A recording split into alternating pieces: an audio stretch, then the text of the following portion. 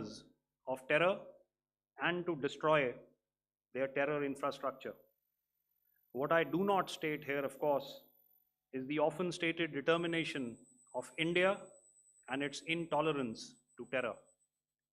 It set into motion a very diligent and microscopic scarring of the terror landscape across the borders and the identification of terror camps and training sites. The locations that emerged were numerous, but as we deliberated more, we realized that some of these terror hubs were now bereft of any presence and had preemptively been vacated, fearing retribution from us. There was also a term of reference and our own binding, self-imposed restriction to target only terrorists and thus prevent collateral damage. There were 9 camps that you are now all familiar with, which were confirmed by our various intelligence agencies to be inhabited. Some of these were in POJK, while there were others that were located in the Punjab province in Pakistan. Nefarious places such as Muridke, the hub center of the Lashkar-e-Taiba, has over the years bred infamous characters such as Ajmal Kasab and the likes of David Headley. What followed was a careful scrutiny of each of these sinister locations, their layout, configuration, even the type of construction in each structure, and the terrain obtained around these. This was with an obvious intent to deduce and identify the exact vector that was required for their neutralization, as also the eyes in the sky that we would send up to ensure that we brought back evidence that we had indeed targeted what we set out to. The precise images of these engagements on that fateful and historical night have already been showcased during the first press statement on the 7th of May that was helmed by our Foreign Secretary. I have no doubt in my mind that we achieved total surprise, and those strikes across those 9 terror hubs left more than 100 terrorists killed, including high-value targets such as Yusuf Azhar, Abdul Malik Rauf, and Mudassir Ahmed that were involved in the hijack of IC-814 and the Pulwama blast. The line of control was also violated soon after by Pakistan, and the erratic and rattled response of our enemy was apparent from the number of civilians, inhabited villages, and religious sites such as Gurudwaras that were unfortunately hit by them, leading to a sad loss of lives. The Indian Air Force played a major part in these strikes by engaging some of these camps, and the Indian Navy provided wherewithal in terms of precision munitions. The Indian Air Force obviously had their assets up in the sky, and I will here request Air Marshal Bharti, the Director General of Air Operations, to detail for you the methodology that the men in blue adopted to successfully manifest this mission. Thank you, Rajiv. A very good evening, ladies and gentlemen. It indeed is a difficult time that we have to come here like this and brief you. We could have done without this, but we had no choice. As the DGMO has detailed, the event was precipitated by the dastardly act at Pahalgaon. The sequence of events have already been detailed.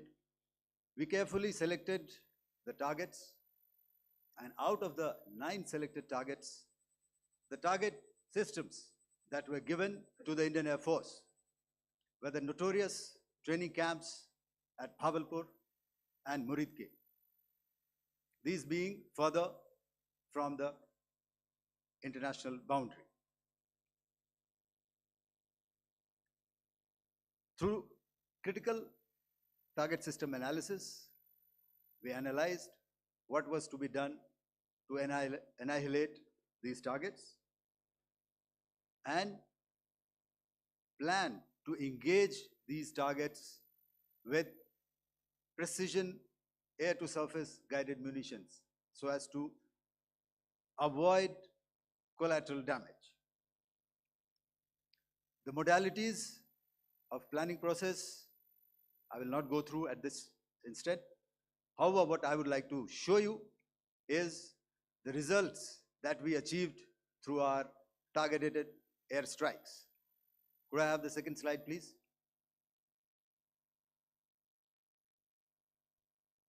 Yeah, change, please.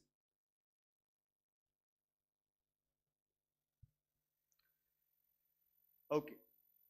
This is what the terror infra at Muridke looks like. If you see, north is as indicated, and to the right is east, where the international boundary lies. Could we have the next slide, please?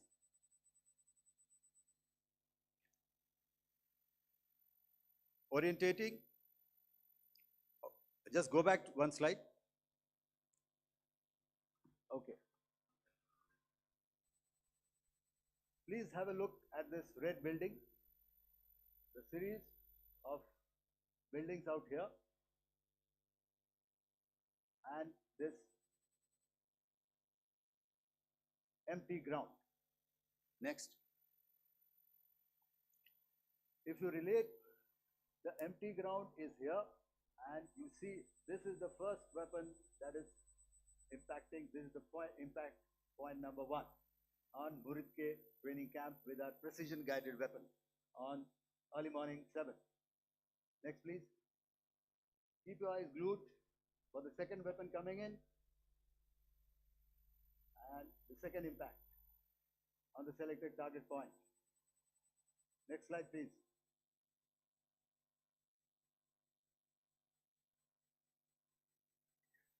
Third weapon, third impact. Continue. And fourth weapon, fourth impact.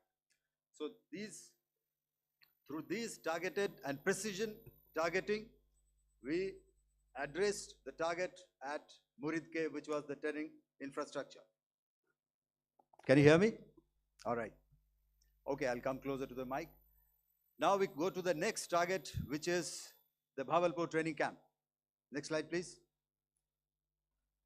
Okay, just wait. So the effect, if you see, the impact point, if I can point out, this is the impact point. The ammunition has gone through the roof and it has created a blast inside, the photographs of which you would have, all of you would have seen.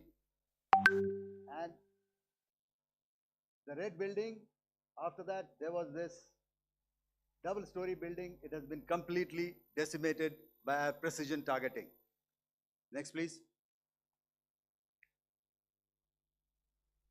The target system, which was in the north, a series of buildings. I will show you how it looked. Next. Completely destroyed by our precision targeting. Next. Now coming to Bhavalpur, this is the target complex that we are dealing with, a fairly large target complex. So we had to carefully choose the points that we needed to address, which were high value and which would meet our stated objectives of eliminating the terrorists. I would like to draw your attention to this red canopy, and in relation to that, I would cover the targets. One target system is a series of buildings here, other one here, and other one out here. Next slide, please. This is how it looked before, and this is how the building looked after the impact of the weapon and orientation in relation to this red canopy you can see here. Next please. Before, next, and after. The roofs have completely collapsed. Next. This is the target system. Next. Precision targeting, and we have achieved our objectives here. Next. All right, so that was what we did on the 7th. Our objective was to address these two terrorist camps, and that we did with precision. And thereafter, we maintained a robust air defense posture, because remember, our objective was to target the terrorists and terrorist infrastructure, not any other infrastructure, not the Pakistani military, not the Pakistani any other infrastructure. So that is what we have maintained on the 7th of May. However, what we saw in the evening of 7th of May, we were saturated with a raid of Pakistani unmanned aerial vehicles and small drones. And these came in waves in our civilian areas, over our military installations, and all of them were successfully intercepted. Few of them did manage to land. However, there was not much damage that they did. And we have our robust counter-US hard kill and soft kill systems which did the job. However, the difference here was that we had targeted the terrorists. The adversary now has targeted our civilians and the military infrastructure. So it had to be responded to. So in a quick and calibrated response, that very night, we struck their radar installations at Lahore and close to Gujranwala, the LYT installation, to indicate to him that we are ready, yet we do not want to escalate. Our fight was with the terrorists and not with the Pakistani military establishment. Thank you.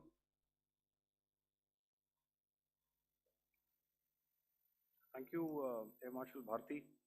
So, ladies and gentlemen, he's outlined operations not only on the night of 6th and 7th of May, when Operation Sindoor commenced, but also on the subsequent night. Being well aware and familiar with the congenital and impulsive nature of our adversary, and even though we did attempt to reach out and communicate our compulsions to strike at the heart of terror to my counterpart in the immediate wake of Operation Sindoor, the request was brusquely turned down, with an intimation that a severe response was inevitable and in the offing. We were, of course, prepared.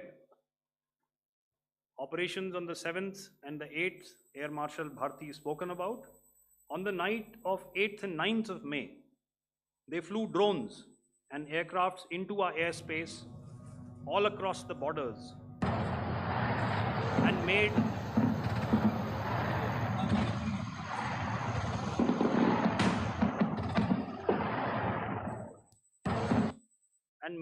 largely unsuccessful attempts to target numerous military infrastructure. Violations on the line of control by Pakistan also commenced yet again and precipitated into fierce arty engagements. The air operations on the night of 8th and 9th of May, I'll yet again request the DG Air Operations to cover.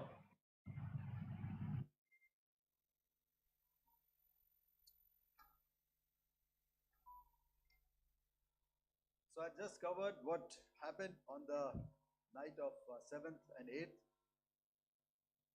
What we found that on the night of 8th and 9th, starting as early as 22:30 hours, our cities had a mass raid of drones, unmanned aerial vehicles, UCAVs, starting right from Srinagar, going down right up to Nalia.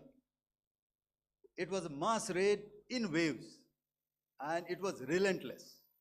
However, we were prepared and our air defense preparedness ensured that there is no damage on ground or to any of the intended targets that the enemy might have planned for.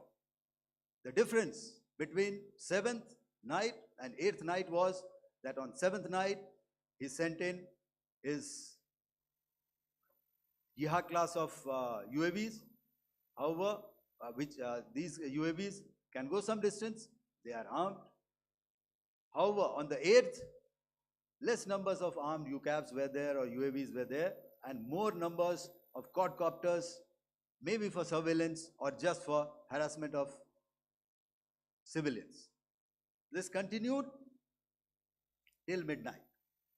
Our air defense preparedness ensured that there was no damage on the ground, either to the military installations or to the civilians. However, the enemy had yet again shown that he wanted to up the ante and he wanted a fight, and we were up to the task. In a measured and calibrated response, we once again targeted his military installations, which included his SAM sites at Malirkant. This also included his surveillance radar sites at Lahore and close to Gujranwala. These were suitably addressed, and thereafter his drone attacks continued even till morning, which we countered, and during the daytime there was some respite. Here I would like to bring out another aspect. What we found was that while the drone attacks were being launched from somewhere close to Lahore, enemy had allowed his civilian aircraft to also continue to fly out of Lahore. Not only his own aircraft, but international passenger aircraft, which is quite insensitive, and we had to exercise extreme caution, even at the cost of some tactical disadvantage, to ensure that there is no damage to any of the civilian aircraft. And this was also brought out in our press briefing during the day. So I will now hand over to my colleague to cover the events of 9th onwards. On land, we also undertook certain measures such as deployment of air defense and electronic warfare assets to establish an integrated grid with the Indian Air Force, and I have seen and heard some of you wax eloquent about the benefits of such an architecture when it comes to negating and combating air intrusions. We also carried out deployment to include movement of our forces in the land, sea, and air domains. The night of the 9th and the 10th of May saw similar intrusions by drones and aircrafts, and this time there was a concerted effort to target airfields and some very, very important logistic installations, albeit yet again unsuccessful and denied gallantly and efficiently, I must say, by the integrated Indian Air Force and Indian Army Air Defense. We further strengthened our deployment and also initiated some pressure points to send a very clear and unambiguous message to the other side to desist from any misadventures on land. Some of the airfields and dumps saw repeated attacks in waves from the air. All were thwarted. The Pakistan Army has reported to have lost approximately 35 to 40 personnel in artillery and small arms firing on the line of control between the 7th and the 10th of May. What the other side had probably also not reckoned with was the speedy and precise turnaround and hit back by the Indian Air Force. And I will yet again ask Air Marshal Bharti to speak about these significant and game-changing strikes. I will thereafter request Vice Admiral Pramod my colleague and Director General of Naval Operations to tell us about some very telling naval maneuvers in the Arabian Sea that exerted pressure on the night of 9th and 10th of May. Over to you, sir. Commencing about 2000 hours, that is 8 p.m. local time, on 8th of May, several Pakistani unmanned aerial systems, drones, combat vehicles attacked multiple IF bases. These included Jammu, Udhampur, Pathankot, Amritsar, Bhatinda, Nal, Dalhousie, Thois, Jaisalmer, Uttarlai, Falodi, Nalia. These were almost simultaneous and they came in waves. All our AD guns and other systems were waiting for them. All these waves were neutralized by our trained crew using the air defense systems that they have, and also some of them were utilized using our legacy systems like Pechoras and IF Summer, which we have recently acquired, and some were neutralized by the Garud snipers. एकूणच There was पाकिस्तानला no धडा damage शिकवण्याची on संधी ground असताना देखील from देशाच्या these राजकीय incursions नेतृत्वाने and कुठेतरी कच these खाल्ले अशी टीका mass देखील raids, केलेली if I आहे. could call त्याबद्दल them, काय? from the हे बघा, देशाच्या नेतृत्वाने कच खाल्ली असं म्हणणं फार सोपं असतं. relentless attacks on our air थंड हवेच्या bases, ठिकाणी our जायचं positions and on आणि civilian देशाला targets. शहाणपण शिकवायचं, This was time हे आता तरी हे धंदे सोडून द्यायला पाहिजे. to convey some message. देश पूर्ण विचारांती हा निर्णय घेतो आणि जो काही निर्णय देश घेणार आहे A decision ते was taken नक्कीच देशाच्या फायद्याकरता घेतला to जाणार आहे. strike where it would hurt. And towards that, in a swift, एकूणच पाकिस्तानला धडा शिकवण्याची संधी असताना देखील calibrated, देशाच्या राजकीय नेतृत्वाने कुठेतरी कच खाल्ले अशी टीका देखील केलेली आहे. त्याबद्दल काय? हे बघा, देशाच्या नेतृत्वाने कच खाल्ली असं म्हणणं फार सोपं असतं. थंड हवेच्या ठिकाणी जायचं आणि देशाला शहाणपण शिकवायचं, हे आता तरी हे धंदे सोडून द्यायला पाहिजे. command centers, देश military पूर्ण infrastructure, विचारांती हा निर्णय घेतो. एकूणच across the पाकिस्तानला entire धडा western शिकवण्याची front. संधी असताना The bases we struck includes Chaklala, Rafiki, and mind you, Chaklala is Islamabad. Rahim Yar Khan, Sakar, sending a clear message that aggression will not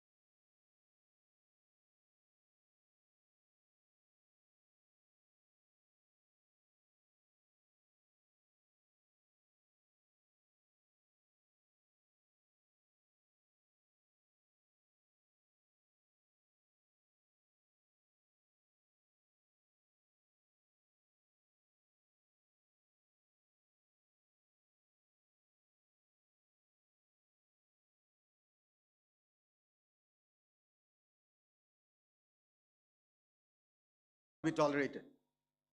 This was followed by strikes at Sargoda, Bholari, Jacobabad.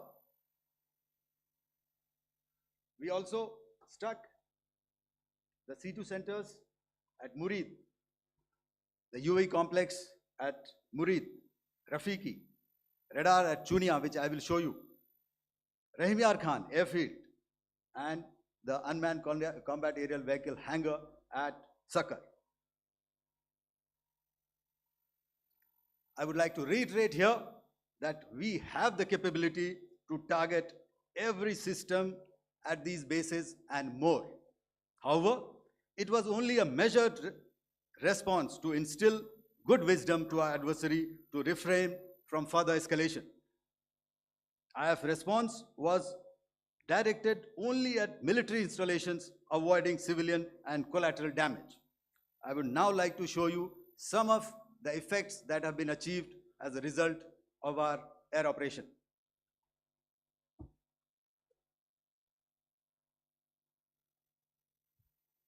Here is the Pasroor air defense system. If you could see, zoomed up view, this is the radar mounted on a high tower.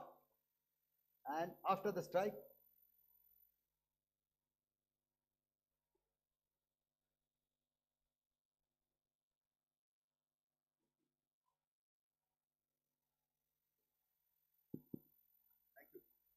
can you hear me? Yeah, thank you. And after the strike, this is what has happened. This radar has been taken out, completely burnt. Next slide, please. The Chunia air defense radar, which was taken out on 7th and 8th. This is the radar site. A blown up photograph, once again, on a tower. Not very clear, but what you see very clearly is the after effect after we have struck. The radar head has been completely decapitated. Next slide, please. Arifwala air defense radar. In this complex, you see how it looked before, blown up image, and after really blown up. Next. Now coming to Sargodha airfield. Remember, this is one of their important airfields wherein they have a lot of assets, F-16s, other assets which they keep getting, training institutes. And we have stuck this airfield. It is not, if you zoom in here, then one impact point here on the runway and second impact point of our weapon, precision weapon on the runway. And if you see this blown up, repairing going on. Same here. Next. Rahimyar Khan. This is the area we have struck. A deep strike out here and one complex here. So this is how it looked before, and same. You see a big crater, another crater here, and this complex after strike neutralized. Next. Chaklala airfield, Noor Khan, once again a major air base, a lot of their logistic assets out here. This was the chosen complex that we intended to strike and convey a message. Next slide, please. This is how it looked before, and this is how it looked after our strike. Next. Sakar. We chose the radar site at Sakar. This is the radar site, and after it was struck, this is the aftermath, completely burnt out. Next, please. Aircraft shelter. This is how it looked before the strike, and this is how it looked after the strike. The roof of the buildings completely caved in and burnt. Next. Bolari airfield, aircraft hangar. This is how it looked before, and this is how it looked after the precision strike. Next. Jacobabad, aircraft hangar, and this is how it looked after. Next. So what I'm trying to convey here, ladies and gentlemen, is to start with, our fight was neither with the Pakistani military nor with anybody else who's there on the other side. Our fight was with the terrorists. We neutralized the terrorists that we selected to be neutralized, and thereafter we only maintained the air defense posture. However, we were relentlessly pounded by waves after waves, night after night, by his UCAVs, by his drones, and by his other unmanned aerial systems. And that left us with no choice but to retaliate, and yet our retaliation was calibrated, it was graduated, and it was proportionate. Thank you.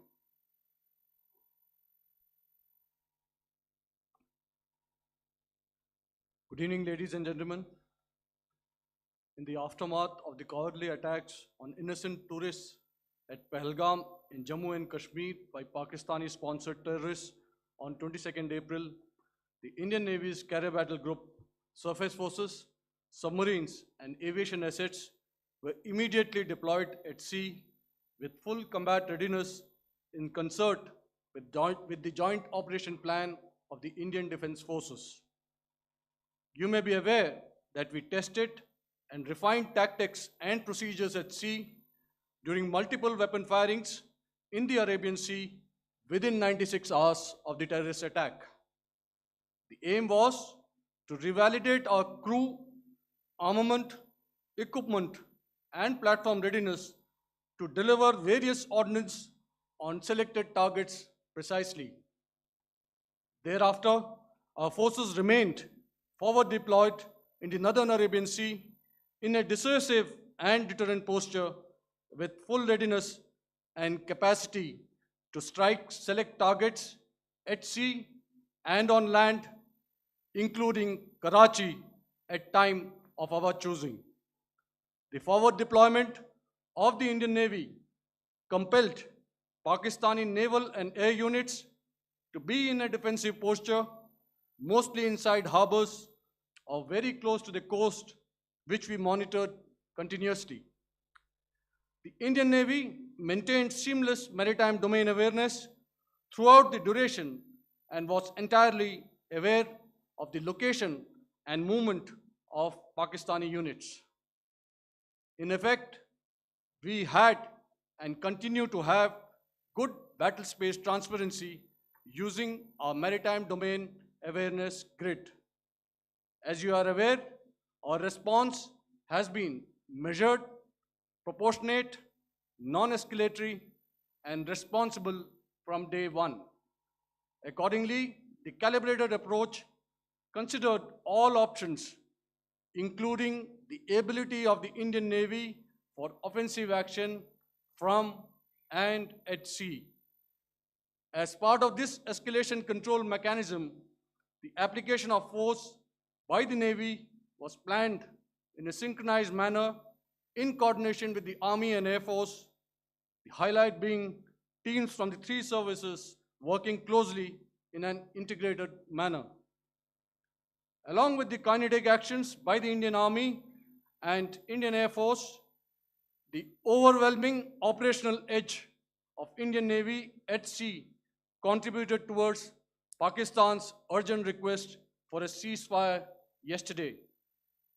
As we speak, Indian Navy remains deployed at sea in a credible deterrent posture to respond decisively to any inimical action by Pakistan or Pakistan-based terrorists. Thank you. Samno Varna, Jai Hind. Now I'll hand over to Director General Military Operations for further proceedings.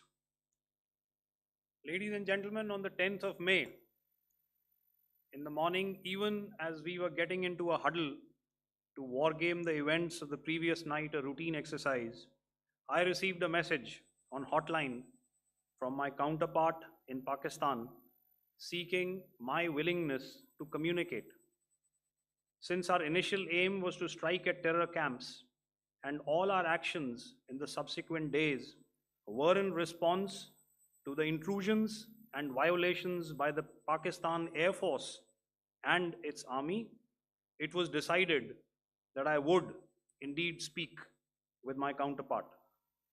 You are already aware, I've seen it being covered on national television, that my communication with the Pak DGMO was conducted at 15:35 hours yesterday and resulted in cessation of cross-border firing and air intrusions by either side with effect from 1700 hours 10th of May, after he proposed that we cease hostilities. We also decided to further speak on the 12th of May, that's tomorrow, at 1200 hours, to discuss the modalities that would enable the longevity of this understanding. However, disappointingly, and must I add, expectedly, it took only a couple of hours for the Pakistan Army to violate these arrangements by cross-border and across the line of control firing, followed by drone intrusions across the expanse of the Western Front through last night and in the early hours of the morning today. These violations were responded to robustly and dealt with as they must be.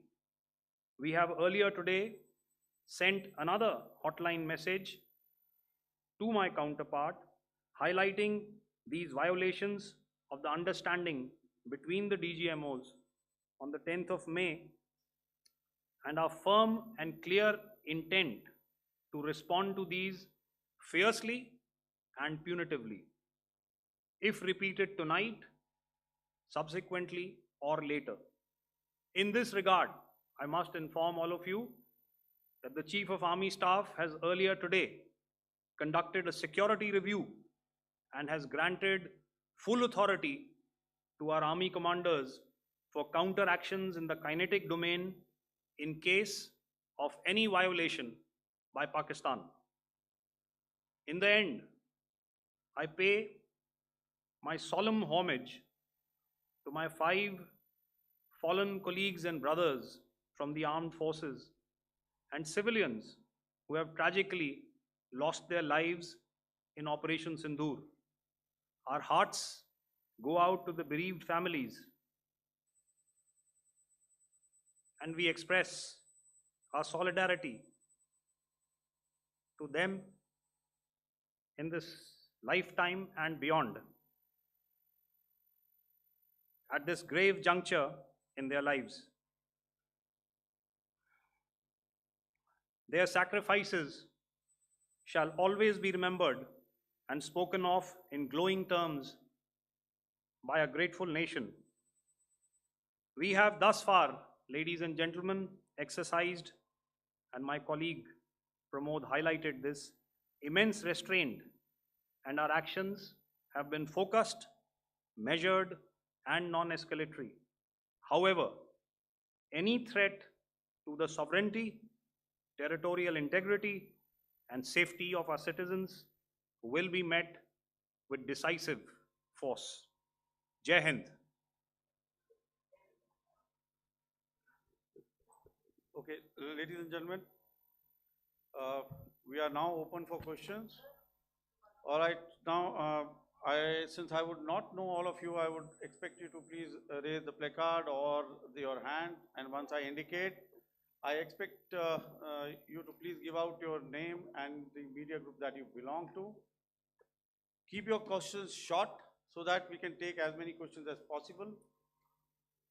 Also, ladies and gentlemen, kindly bear in mind that confidential aspects may not be answered by the 3 DGMOs. Right. I've got a lot of hands here. Let me start from the left. Left foot always in front when we start marching. So here we have to the left, okay. Yeah, 238.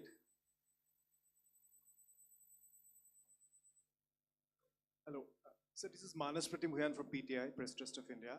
So the understanding that was reached yesterday on stopping the military operations and actions, was it for just 3 days?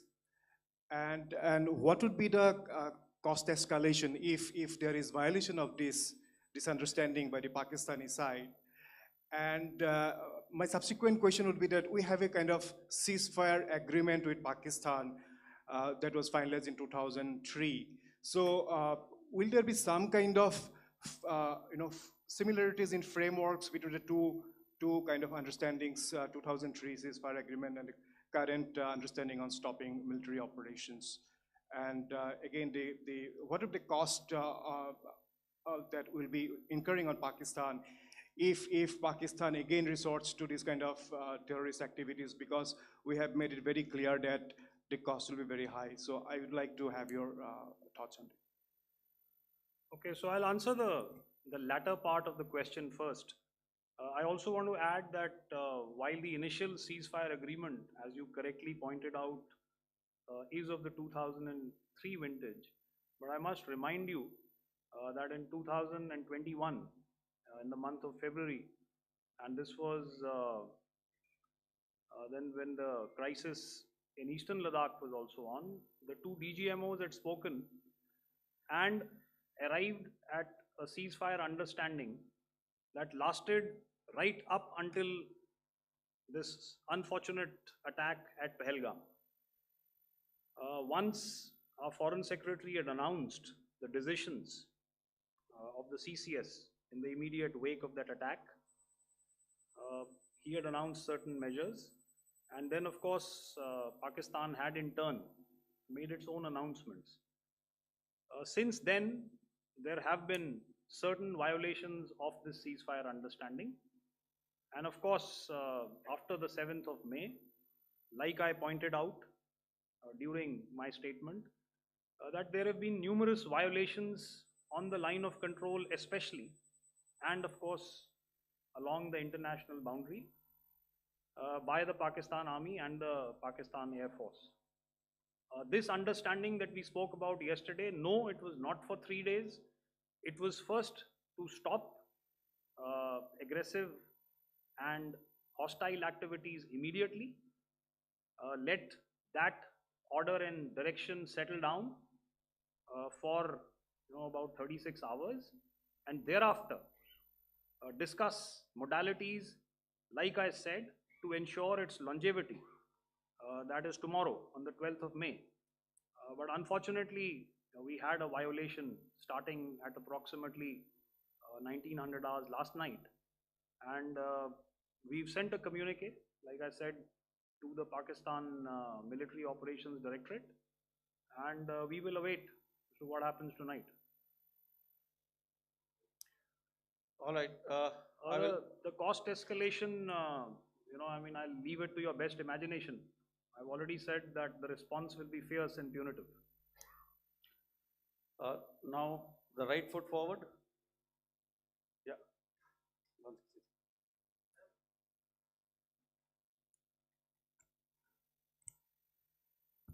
Sir, I'm Ajit Dubey from ANI, sir. Sir, my question is that you talked about the loss of lives to the Pakistan army, that was around 35 to 40 kills secured by the Indian army. Sir, can you tell us what would be the total loss of life to the Pakistan army in both army and air force attacks, sir? And how good was the performance of the BrahMos, Scalp and the S-400 during the operations? And sir, since we have sir, just one No line, multiple sir. questions, please. Sir, All right. and since sir, we have achieved such a spectacular, we have made good achievements in this entire operation, can we say that we have emerged victorious, or we have a big upper hand over the Pakistanis in this entire conflict? Thank you very much, sir. So I'll answer the question about the loss of lives on the other side. Of course, there are various means to ascertain that number. There is information from various agencies that come in.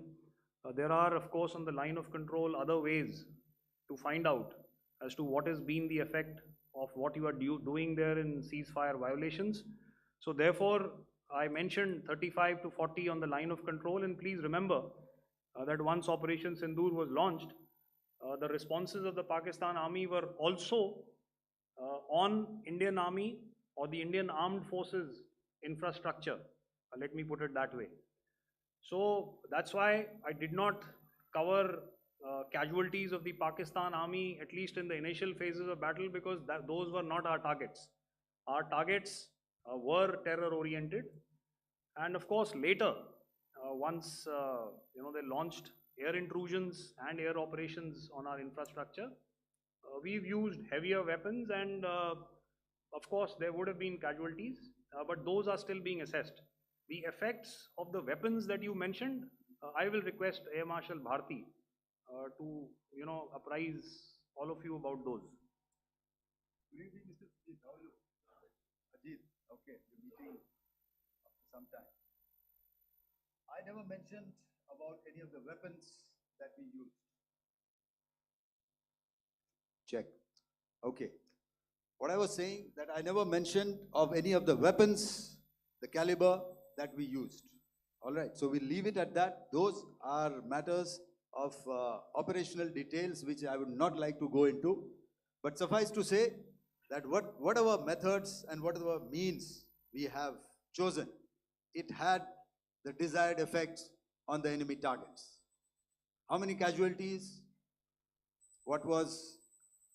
How many injuries? Well, to start with, our aim was not to inflict casualties, but in case there have been, it is for them to count. Our job is to hit the target, not to count the body bags. And the last part of your question, I wonder if you read out the tweet on ADGPI at midnight once we'd done what we had to in Operation Sindoor. And that's credit to my friend here on the left. Justice has been served, Ajit. That is all that I will say. Ajit, I'll request you to, refrain putting words into his mouth. All right. Yeah, I'll come back to the left. 147. Sorry, 47. No, 47. Did I see it here or?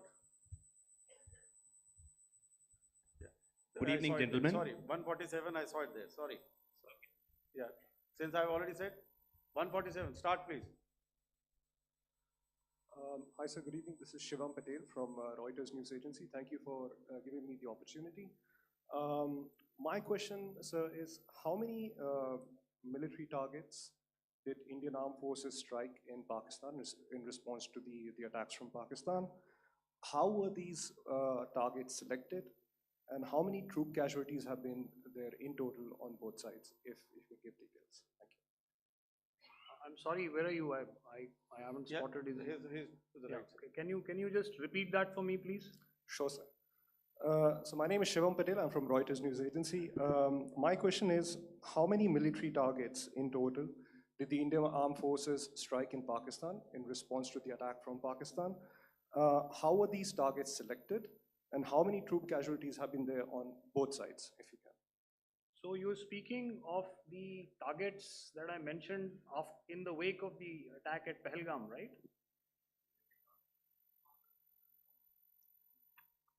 Yeah, I think it's amply clear to everybody here that the Pakistan army has not crossed the international boundary, neither in the plain sector nor on the line of control. So the intrusions have been in the air. There have been certain attempts on the line of control when ceasefire violations have been on to try and infiltrate and carry out and perpetrate activities that we are all very well familiar with. Whether these are by terrorists or by the Pakistan army or its special forces and commandos is difficult to say, but each of these have been effectively thwarted.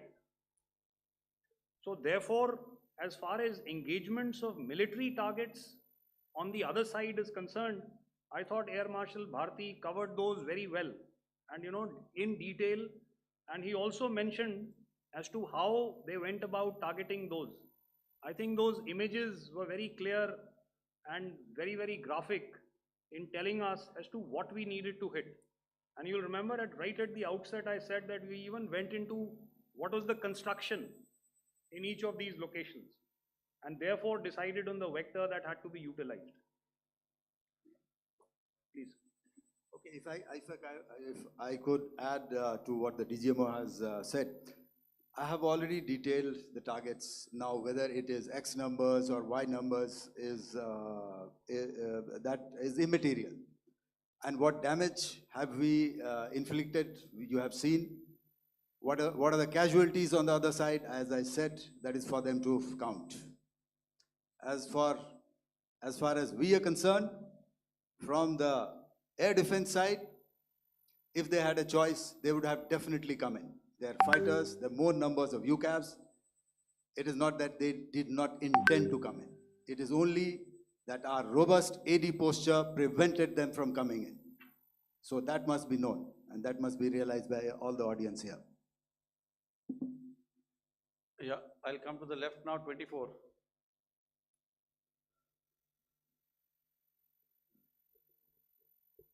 Good evening, sir. This is Anvesh Rath from Z. Sir, I wanted to know on the first briefing, which was done by FS and two representatives from Air Force and Army, you showed a list where there was 21 places in that list. You have stuck 9. Are more operations going to be held? Is Operation Sindoor still on? And the second question, thank you, sir.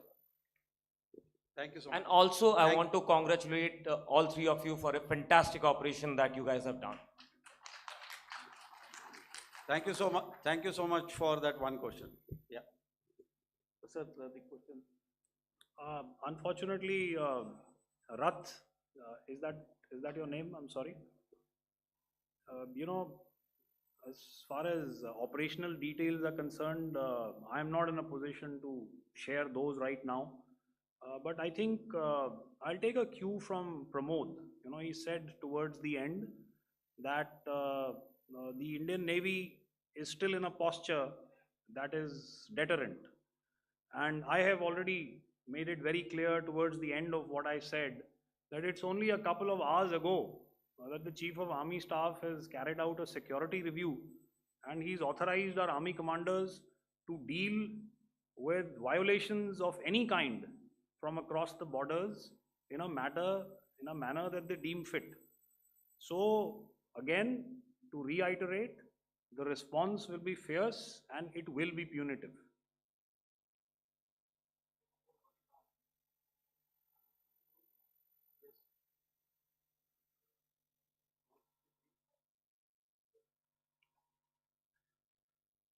I'll go back this side now. Yeah, 255. She said middle wale kya karenge, so 255. Oh, sorry. Good evening, sir. I'm Shailesh from National Defense. Please allow me, first of all, to pay my gratitude for protecting us Indians. Thank you very much. Sir, since the enemy has been talking about taking down our aerial platforms, it would be deemed fit in case we can reveal that we have taken down their fighter jets. What could be the number? Though you said that they may be not good to reveal the platforms, but since this has come from various quarters in Pakistan, so I believe that we need to answer, in case if you can, sir, if you may allow. The question is for me? Yes, sir.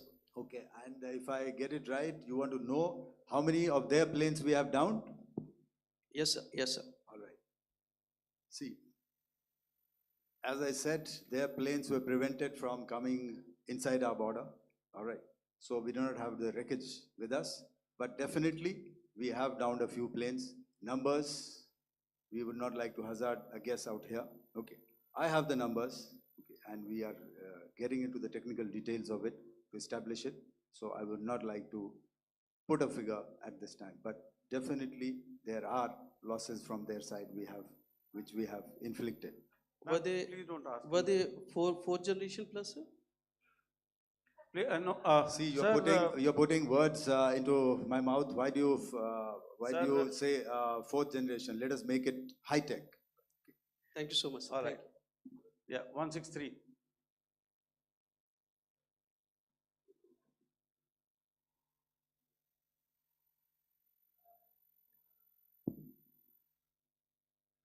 तो मैं मंजीत नेगी हूँ आज तक से। मेरा सवाल ये है कि इस पूरे ऑपरेशन में जो आतंकी ठिकानों को निशाना बनाया गया, क्या नंबर्स कुछ बता सकते हैं कितने आतंकी मारे गए? कुछ नाम सरकार मतलब कुछ नाम मीडिया में आए भी हैं जो बड़े उसके मास्टरमाइंड थे।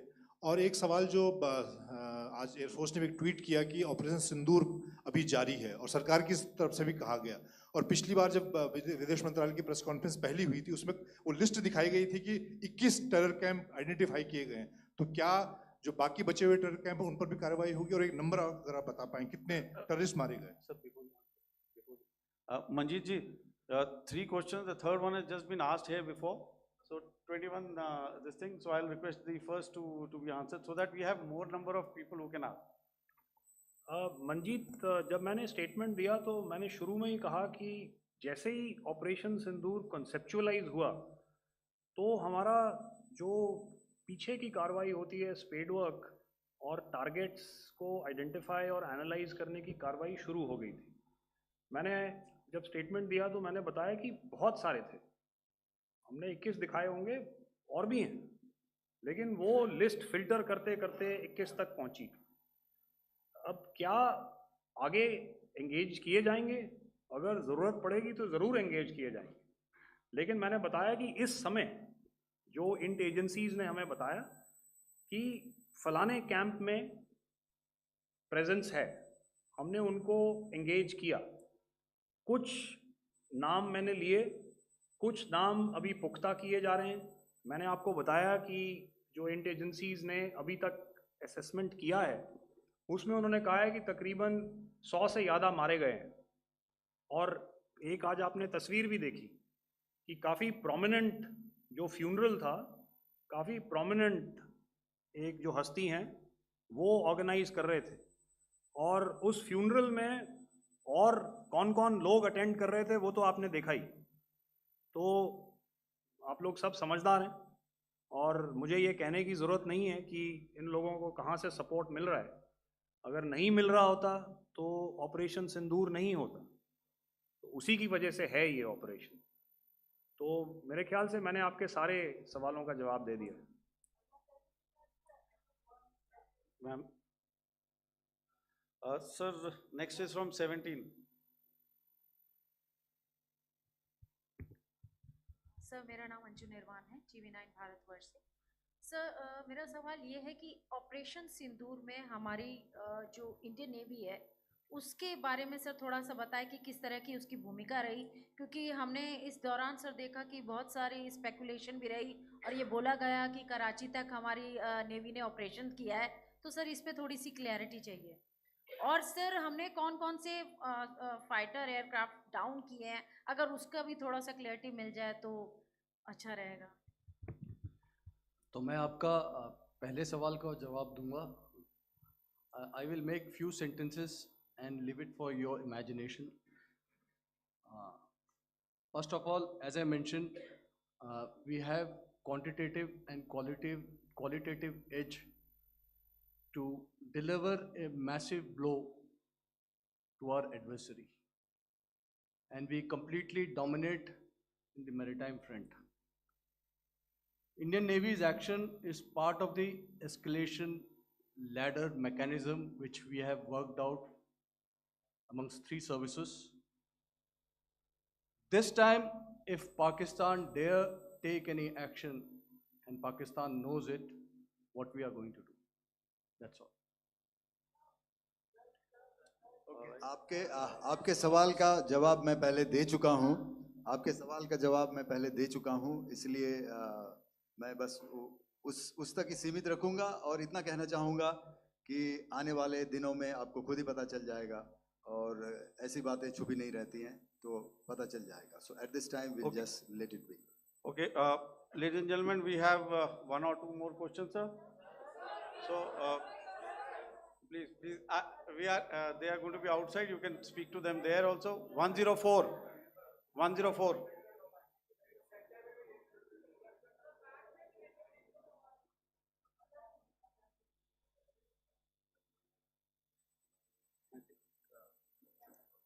Yeah, ask. Sir, Dinakar with the Hindu newspaper. Are you surprised that you got this question? No, sir. Just to look. Sir, can you give a number of assets we lost, because there's been a lot of speculation going on, international media writing a lot of things about our platforms, including Rafales. I mean, Pakistan claiming that Rafale has been downed, etc. Can you put that questions to rest and clarify on that? I guess that question is for me. All right, I'm happy that you've asked this question. You know, we are in a combat scenario, and losses are a part of combat. The question that you must ask us, okay, and indeed that we must ask ourselves, you inclusive, is have we achieved our objectives? Have we achieved our objective of decimating that terrorist camp? And the answer is a thumping yes. And the results are for the whole world to see. As for the details, what could have been, how many numbers, which platform did we lose? You know, at this time, I would not like to comment on that, because we are still in a combat situation. And if I comment on anything, it will only be adversary. So we don't want to give him any advantage at this stage. All I can say is that we have achieved our objectives that we selected, and all our pilots are back home. Thank you. Okay, hold, please don't, please be civil here. So we'll have 220 now. Hello sir, this is Anita Chaudhary sir from Swadesh newspaper. मेरा सवाल है, क्योंकि ये हमारे जो पहले जो action रहा वो आतंकवाद के खिलाफ रहा, तो आतंकवाद में अजहर मसूद की तरफ से एक बयान जारी किया गया था जिसमें उन्होंने कहा कि हम इसका बदला लेंगे और जाज रुलाएंगे। तो क्या अगला, अगर खुदा न खास्ता अगला टेरर अटैक किसी भी तरह का होता है, तो क्या उसे एक्ट ऑफ वॉर में हमारी तरफ से लिया जाएगा और उसका क्या माकूल जवाब दिया जा सकता है? मेरा इसमें सिर्फ एक ही जवाब है आपके लिए कि हमने अपनी कार्रवाई करी। हमने उसके बाद मैंने अपने स्टेटमेंट में भी बताया कि ये कम्युनिकेट करने की कोशिश करी कि हमने इस तरीके से ये जो स्ट्राइक्स हैं वो क्यों की। लेकिन जो हमारा एडवर्सरी है उसने जैसे मुनासिब समझा वो कार्रवाई करी। तो आपने देखा कि ये जो एक्टिविटीज़ चल रही हैं 3-4 दिन से, ये कोई वॉर से कम नहीं है। नॉर्मल सर्कमस्टांसेस में एक दूसरे देश की एयर फोर्सेस हवा में नहीं उड़ती हैं और एक दूसरे के ऊपर स्ट्राइक्स नहीं करती हैं। हर रात इंट्रूजन्स नहीं होते हैं। लाइन ऑफ कंट्रोल पर सीज फायर वायोलेशंस, आपके एक साथी ने सवाल पूछा था शुरू में, एक सीज फायर अंडरस्टैंडिंग था, वो भी जा चुका है। उस सीज फायर अंडरस्टैंडिंग के जाते जो फायरिंग हो रही है लाइन ऑफ कंट्रोल में, उसमें घुसपैठ की कोशिश हो रही है। आमतौर पर ये घुसपैठ लाइन ऑफ कंट्रोल में टेररिस्ट करते हैं, लेकिन हमें इन्फॉर्मेशन है कि हो सकता है ये पाकिस्तान आर्मी की टोलियां भी हों जो हमारे पोस्ट के ऊपर खामी पहुंचाने की कोशिश कर रही हैं। तो ये सारी एक्टिविटीज़ तो वॉर में शामिल हैं। तो ये कहना मुश्किल है कि आगे क्या होगा, वो स्पेक्यूलेटिव जोन में आ जाता है और मैं स्पेक्यूलेट नहीं करना चाहता। हर एक सिचुएशन अलग होती है और उससे एक तरीके से डील किया जाता है। मैं एक सवाल इसका मैं जवाब देना चाहता हूँ, 1 मिनट। जो मिलिट्री होता है, our main job is to prevent war and maintain peace and stability. So it is not that our response is a graded response. That means अगर किसी ने किया तो उसको graded उसमें किया, जैसे terrorist action हुआ तो what we did is a terrorist action and we destroyed all the terrorist camps. उसके बाद आपने देखा कि उनने थोड़ा सा कोशिश किया तो हमारे एयरफोर्स और आर्मी ने क्या किया, तो मिलिट्री टारगेट्स हैं उनके ऊपर थोड़ा। So our aim is to maintain peace and tell our adversary that you do this and the response will be bloody. Okay, now as per the, please, we'll have 166 and 25, and after that no more, please. Sir, this side. Ladies Excuse and me, sir. gentlemen, please Sir. maintain, Sir, I'll this side, request you to sir. please be quiet. Jal Ghai? No. This side, sir. We have only two Sir, questions left, 166. Yeah, please start. So I'm Rahul Singh from Hindustan Times, sir. So you were totally on top of the game in the kind of losses you've inflicted on the enemy. I mean, we saw the slides and everything. So it kind of comes across that you were batting it 99 and you decided to declare your innings. What are your thoughts on that, sir? And do you think, are you weighing the option of the Pakistan army using this time, buying this time of the so-called ceasefire, or the understanding? And you talked about how they could not be trusted. So buying time to kind of build up their war reserves, getting stuff from their friends, like Turkey or China, are we considering that possibility, sir? Look, see, the call came from the Pakistani side to speak about cessation of hostilities. What pauses mean during such conflicts is known to everybody. You know, I don't want to go into the pros and cons of how preparation for war is made. You know, that is a process in itself. But I think my senior colleague here, the DG Air Operations, spoke, or he alluded at least, you know, to what this operation was precisely and specifically meant for.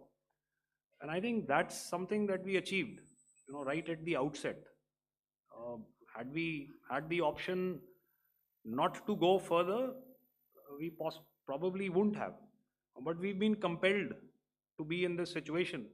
And as you've seen, the armed forces of India, and you know, you've got the three Director Generals sitting here, we are always prepared to face any eventuality. And like I said, that's for the sovereignty, the territorial integrity, and the safety of our citizens. So whatever has to be done will be done. You know, I'm not so concerned about what Pakistan will do in this time. I'm only concerned about what we will do. We have a roadmap and a plan, and we will follow it diligently, and we will follow it to the T. You know, that's the contention that I want to make here today. Ma'am, please. Okay, the last question, and ma'am, 25, she has been she's been asking since the first one. Sir, I'm Nandita. Sir. She's not asking a question. Sir, I'm Nandita Dagar, DAGAR from DD News and DD India.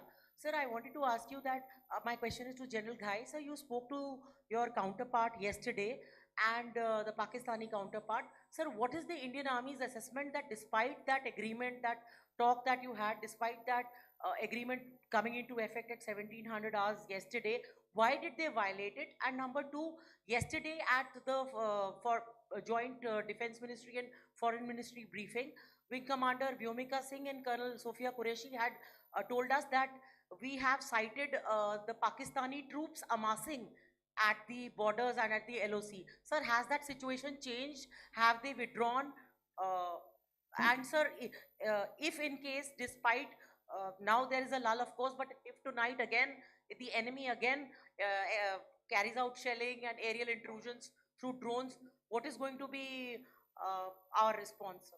Thank you. So without outlining the specifics of that response, I've already made it clear that there will be a response, and it will be fierce and it will be punitive. Why the Pakistan Army chose the option of violating the understanding that was arrived at earlier yesterday, I think that's a question that we best answered by the Pakistan DGMO.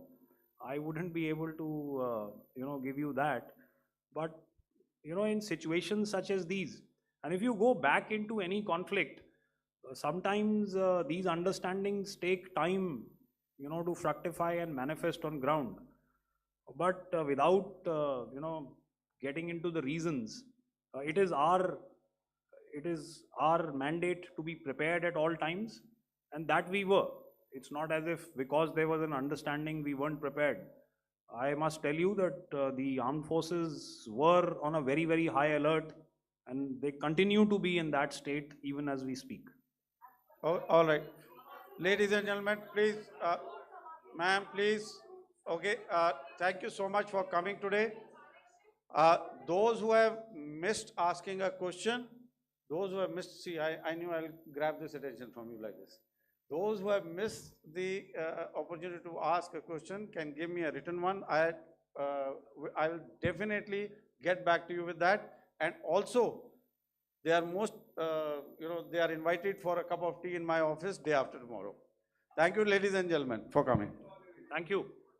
Thank you very much. Jai Hind. Jai Hind.